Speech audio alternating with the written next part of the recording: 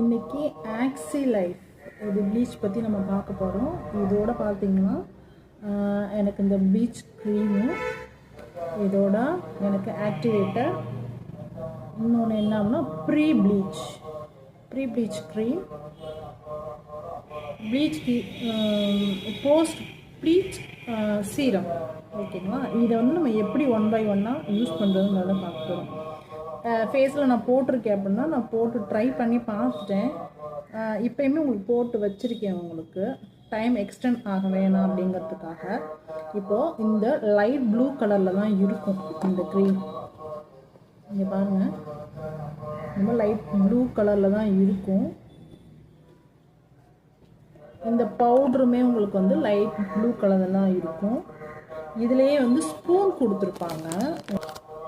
இதிலே இந்த ஒரு ஸ்பூன் நம்ம வந்து இந்த க்ரீம் எடுத்தோம் அப்படின்னா இதில் ஒரு ஸ்பூன் வந்து இந்த ஆக்டிவேட்டர் பவுடர் எடுத்து மிக்ஸ் பண்ணி நம்ம ஃபுல்லாக அப்ளை பண்ணிக்கணும். அவ்வளோதான். இது நம்ம யூஸ் பண்ணுறதுக்கு முன்னாடி ஃபஸ்ட்டு வந்து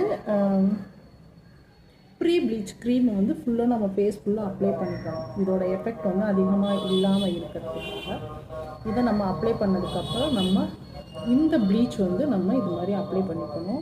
இதுக்கப்புறம் நம்ம ஃபுல்லாக க்ளீனப் பண்ண போகிறோம். ஓகேங்களா?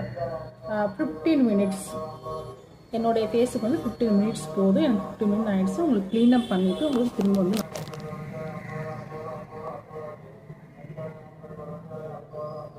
ஃபுல்லாக க்ளீன் பண்ணிடுங்க. க்ளீன் பண்ணதுக்கப்புறம்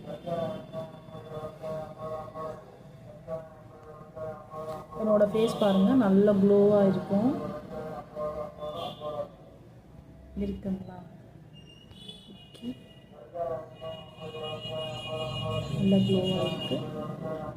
அதுக்கப்புறம் நம்ம ரேடியன்ஸ் க்ரீம், இந்த க்ரீம் யூஸ் பண்ணுறோம். ஃபஸ்ட்டு நம்ம இந்த ப்ரீ ப்ளீச் வந்து அப்ளை பண்ணுறோம். அதுக்கப்புறம் இது ரெண்டையும் மிக்ஸ் பண்ணி இதை அப்ளை பண்ணிட்டோம்.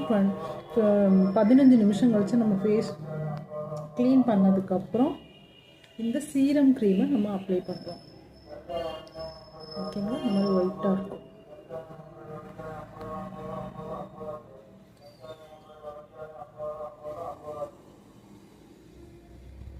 ஒயிட்டாக இருக்கும்.